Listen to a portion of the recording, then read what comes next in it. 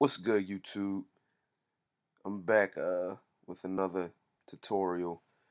Uh Please excuse me, I'm a little under the weather, so a little congested. But without further ado, this is an old tutorial that I stumbled across a product or called called Cthulhu.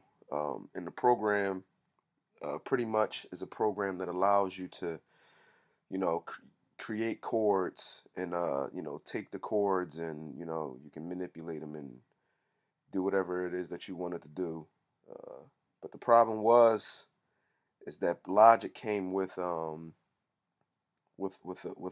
chord program, and you couldn't use any of the MIDI data. You know what, now with this method that I'm about to show you, you very well may be able to use that. But uh, you know shout out to CJ Beats. You know, it's coincidental. Like he followed me, and I was following him. I had no idea that that the methods that I was putting out were of use to people who are actually taking this and making money off of it. So shouts out to him. Dope producer. I watch his videos all the time. Even though I've been producing for about 15 years or so, you know, it's a lot of things when it comes to automation that I never used to use. And watching his videos, I started implementing a lot of those practices that he uses in my own workflow. So enough of me talking. Let's just get into it. Excuse me. First thing you want to do. Now, I'm not sure if this is necessary, but just to be on the safe side, I still would recommend that you do this. If you go over to your Finder,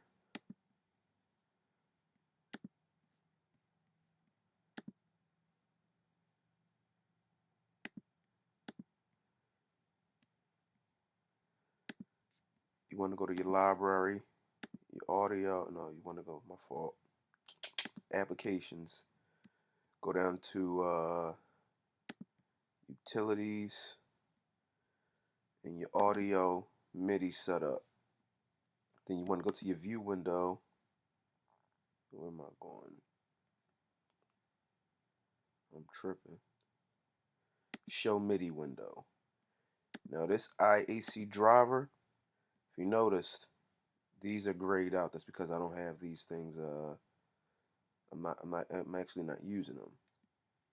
But you double click on it. You would just want to check and make sure that this device is online. And I named the port. You can keep MIDI one in and keep all of that the same, and then hit apply. So once that's done, that'll be set up. Now I'm gonna go through a quick. You want to start off with two instrument tracks. First one, you want to name it Cthulhu. Second one is uh, MIDI. Now see, before, if you watch the old video, I had to create three. And I'm about to show you as to why. Make sure that this stereo has no output, because if you put Cthulhu in, Cthulhu generates a tone so that you can actually hear what those keys sound like, and you don't want both of your instruments to be playing at the same time and it'll just sound harsh. So I'm gonna just throw a little simple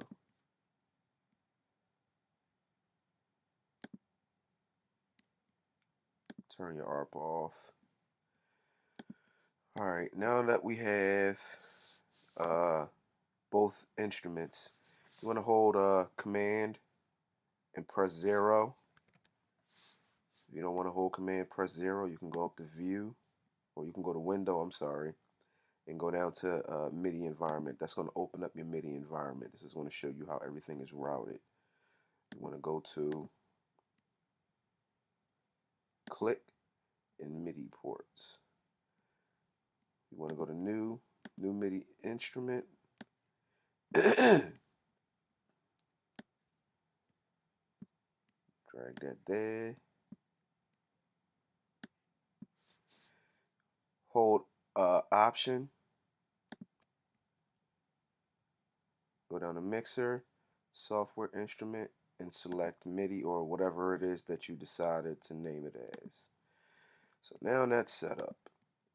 So now if you go to bring up your virtual keyboard or you just start playing any keys.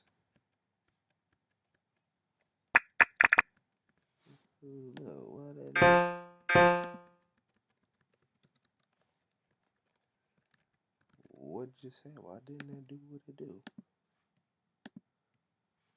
Oh, I don't have anything selected. Since he used this preset, I'm gonna go ahead and I'm gonna try to use the pattern that he used.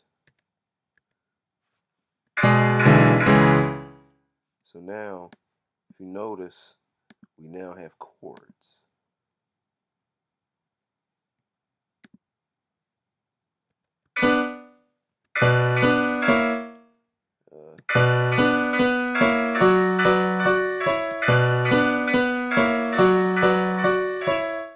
All right, so now here's where the fun part begins.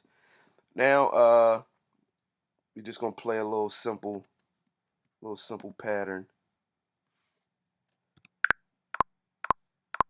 Let's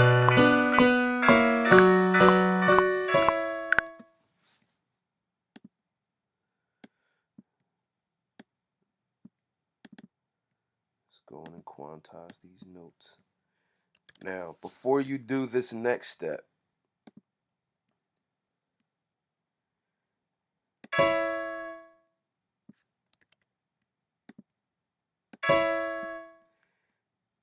it's imperative that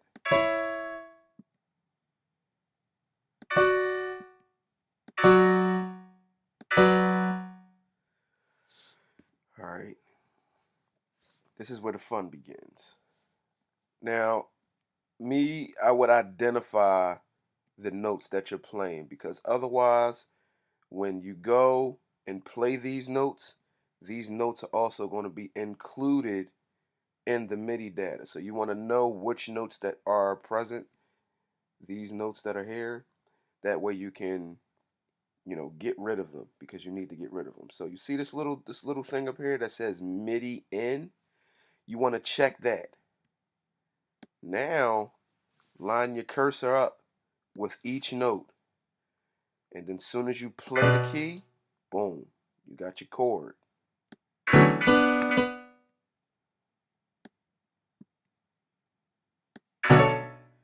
See, you don't want to play, and this is the reason why.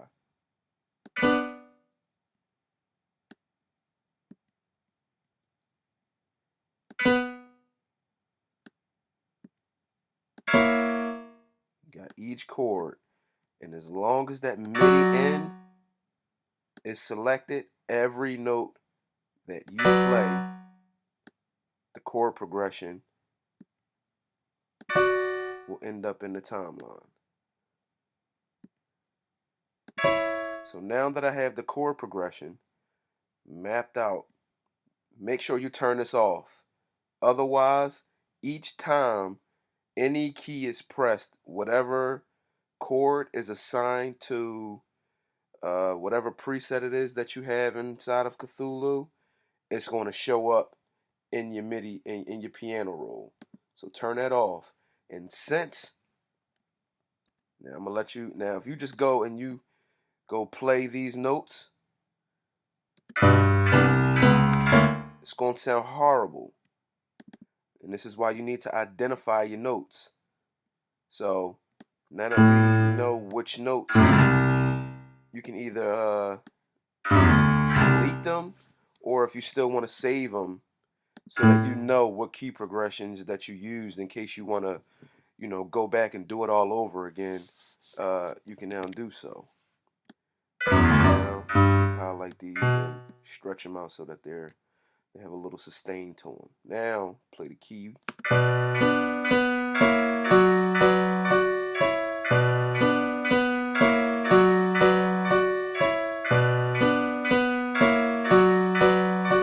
Ha!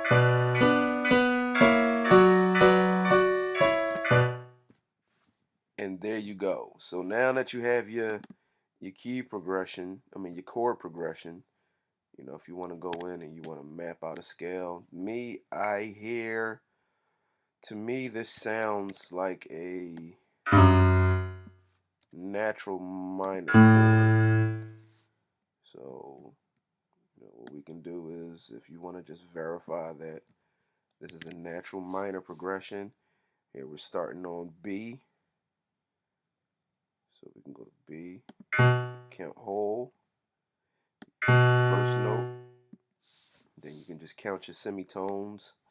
So a chord progression, I mean, the scale for a natural minor is, you start at a key, which is B, you go whole, half step, whole, whole, half, whole, half.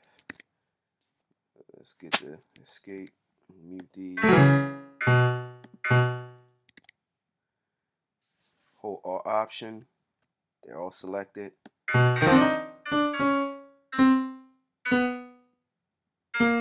put the wrong one in.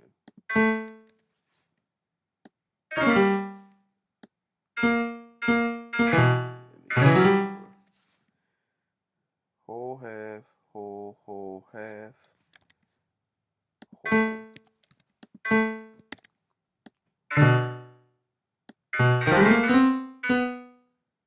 Hold all option, hold alt.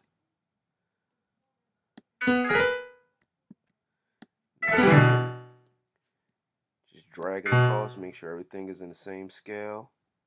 They line up, they line up, they line up, they line up. So now you have a scale in which to go. So now that you have your chord progression, if you create your scale, what I like about FL Studio, and this is what and this is one of the things I in a sense hate about Logic Pro X. Like, even if you do not know music theory, FL Studio makes it in a way to where as though you can pretty much learn it. They have what is called ghost notes, so you can select a pattern, and you know these notes will be grayed out, and you can kind of go around and start plugging in your notes that way that the next like if you wanted to do like a pluck over top of your chords, so that everything is within its scale. So since that doesn't have that type of function in Logic, I kind of whether it's whatever scale I'm playing in, whether it be major or minor, or one of those freaky Lydian chords, or I'll just draw it out and kind of mute it if I'm drawing notes in. I also know how to play, but it's just not fluent. So over the years, I kind of just been drawing my notes in, and some people can't grasp that concept of just drawing your notes in, but um, yeah. So now that you have your chord progression, you can now use this scale to go in and start using it for other things, for bass line. If you wanted to throw an 808 in it, or if you wanted to throw a pluck in, and it just goes from there. So once you have your chord progression, you can maybe use the bottom notes to kind of follow, to draw like a low synth, or you can just go from anywhere from once you get that done. But I hope that this tutorial was useful. I know it's a little lengthy. I didn't anticipate and expect for it to be, but yeah. And my thing is, if it sounds good, It is good. There is no right, there is no wrong way when it comes to music. Music is your form of expression. So, a lot of people have this idea that, oh yeah, when I make a beat, I want to make it sound like this, or I want to make it sound like that. And you kind of put yourself, you compartmentalize yourself, and you limit yourself as to what you're capable of.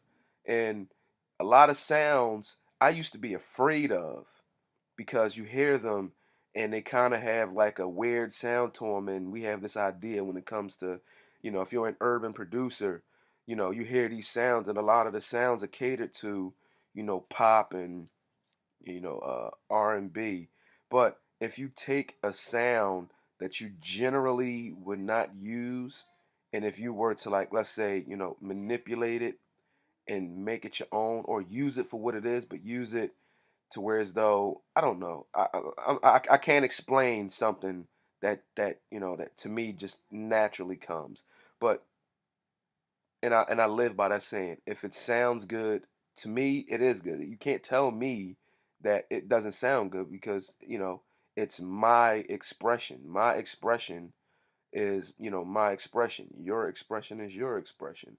So take it and embrace it. Yeah, you can make a beat and it can have this style and this feel, and it can be catered to a specific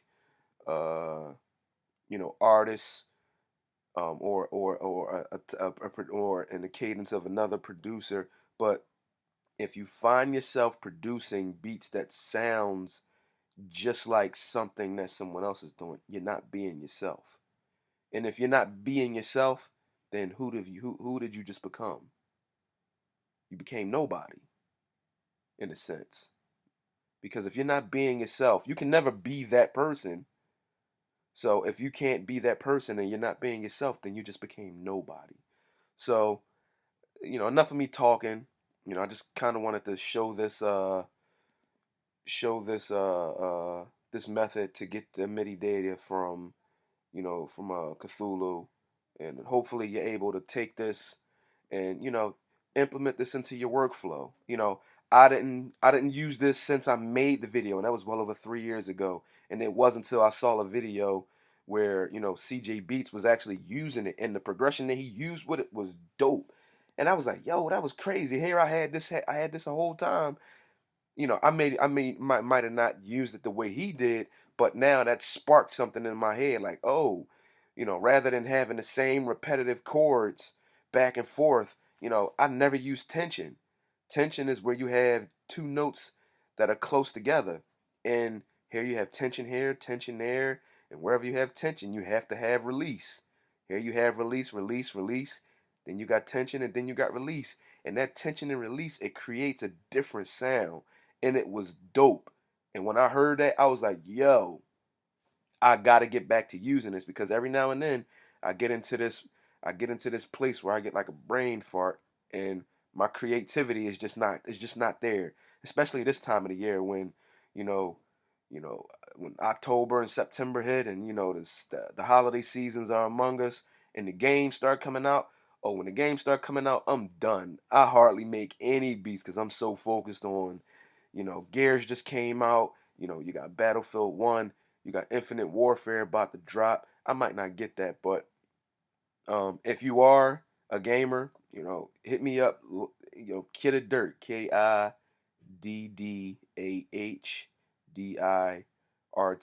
on Xbox, and come get some work. Because I give it out. But I know I said this before, and probably 3 minutes, 4 minutes then passed, and I just started talking. But yeah, let me end this video. So again, I thank you guys for your support. I thank you for watching, and just this Logic Pro X community. It's not a lot of tutorials out there. So if you use the method that here again, he used the method that I started, and he built upon it, and then now he's giving this. He gave it back. That's how this thing has to go. If you go to FL Studio, they have countless tutorials on YouTube, and you look up something on Logic Pro X, and it's not much out there. So if you take something that someone else put out and you use it, don't keep it for yourself. put it back out there. That's how we build upon it on this community. And, this is how we feed off of each other. And this is how we develop and how we better ourselves, because you learn other techniques and you implement them. And, it's just up from there. Remember, if it sounds good, it is good. Peace.